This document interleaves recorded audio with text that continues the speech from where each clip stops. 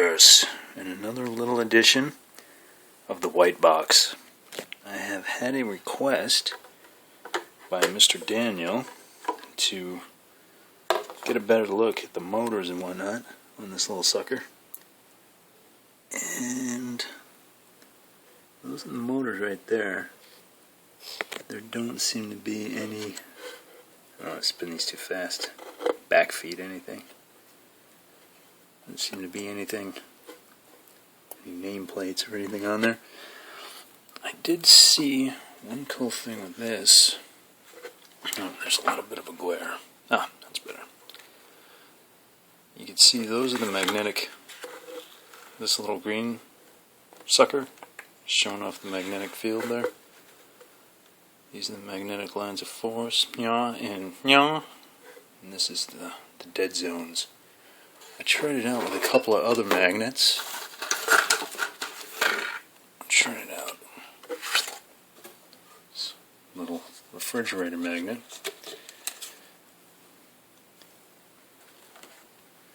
Bring it up to the light. You can see it that well with that one. This one,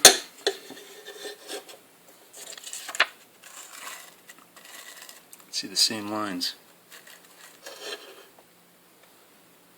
So the darker part is where the magnetic force is. So it's the same one here. So it looks like they got 4 chambers, each with a rare earth magnet. Neodymium? Neodymium. Yeah, so rare earth. That's where the little suckers are. Now, I probably could just take these out and pop this cap off. The manual is pretty emphatic about not taking these apart. So I'm kind of reluctant to, and yet at the same time I want to even more, just because they said don't do it. So all of this is run by an Arduino Teensy. Que pazzo. And that's right there. So you can plug in with a USB port, a USB cable. And according to the manual, you should be able to download the source code off of the website, but the last time I checked the website, they did not have that available. So I haven't had a chance to plug into the Arduino Teensy. And still haven't run the battery. I haven't run this thing since the last video was made, which I thought I was going to be putting this up on Memorial Day weekend, and now it's past Labor Day, so close, on schedule. That is a 50 amp fuse I've discovered. I bought a few more of them. That is a lot of amperage, so if anyone's going to start testing this thing while it's hot, be very careful, because that's more than enough to kill you. It ain't the volts that get you, it's the amps.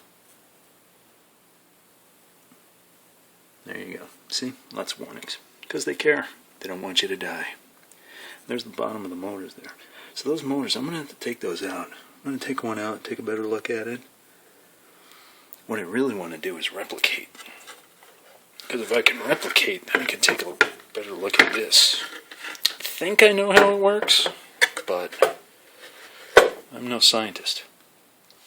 So all it is just a thought. These magnets have a magnetic field. The magnetic field rotates through the aluminum surface, inducing a voltage which would create its own tiny magnetic field. And because these motors spin, I think it's 4,400 RPM, the magnetic fields move and counter each other, and that's what lifts it off the surface. That's what I think anyway. I don't know. Could be magic. Might be ghosts. That's what I like to tell people when I can't figure stuff out. Maybe it was ghosts. Alright, so I'll be updating as soon as I get a chance to take one of these motors out. I'm not going to go crazy and disassemble the whole thing. And I hope you have learned a little bit, or at least a little bit more than you knew before. Yeah, U.S. patent. Very important. So, alright, I bid you good inventing. Ciao.